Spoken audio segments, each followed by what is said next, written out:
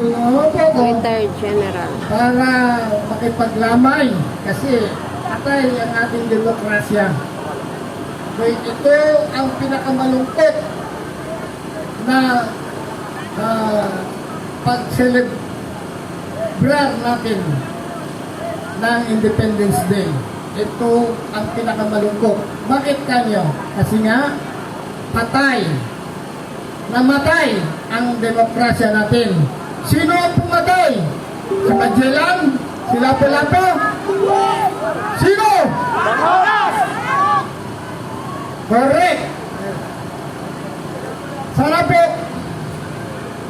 Ako po'y nanggaling pa ng La Union sa Norte. Nakikiisa po ako sa ng ating mga kasamahan. Yung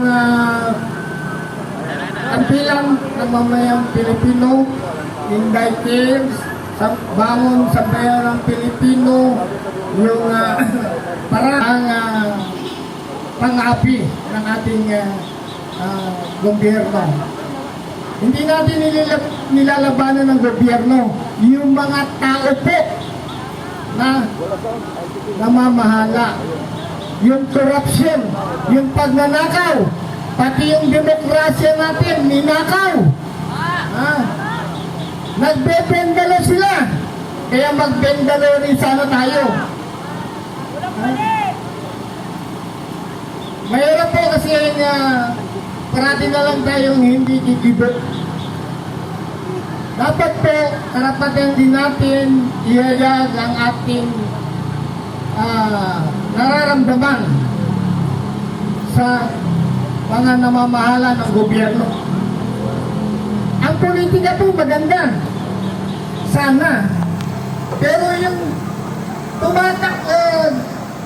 tumatakbo, yung mga tao na politiko, yun ang nagpapadumi ng ating politics. Dapat palitan na yan, mga yan. Manalangin tayo. Malapit na po. Manalangin tayo.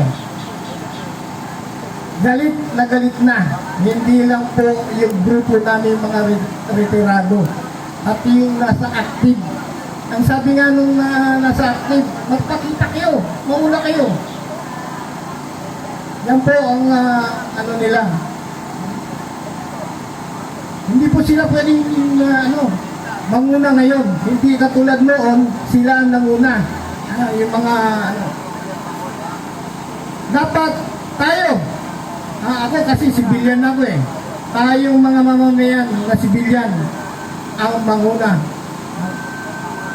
Kaya tinatawagan ko po lahat Pilipino.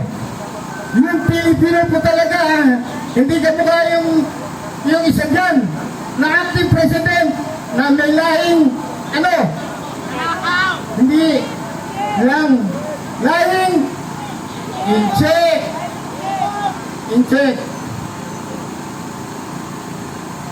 Meron po akong suggestion kung naririnig po ni Congressman Mike Defensor at saka yung 18 Marines pinangungunahan nila. Di ba po na-deny yung petition sa Supreme Court ni yung teacher Tayang dahil wala siyang legal standing. Ibig sabihin po niyan, wala siyang karapatan dahil hindi siya yung party interest. Wala siyang hindi siya apektado sa nangyayari dito sa Senado. Sana itong 8 Marines, yung abogado niya, o kaya si Congressman Mike Defensor ay questionin na nila yung legalidad ng bawat isa. Hindi lang yung kay Senator Alan Cayetano, pati yung kay Erwin Tulfo. na kargador ng mga chicks. Sabi niya kasi binasagan nila yung 18 Marines namin. Kargador daw eh. Basurero, sabi ni Claire. So na, hindi niya na maraming kahit na discharge sila. Sabi, mayroon pang dishonorable discharge. Recipient ng mga katakot-takot na medalya. Dapat po, mag-file na sila sa Supreme Court. Sino ba sa dalawa ang aming pupuntahan?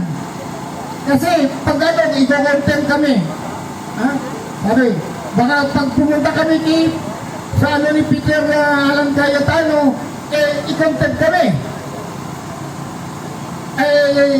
Yung kay Erwin, kung naman pupunta kami kay Erwin, i-content naman kami nila Alan. So, epektado sila.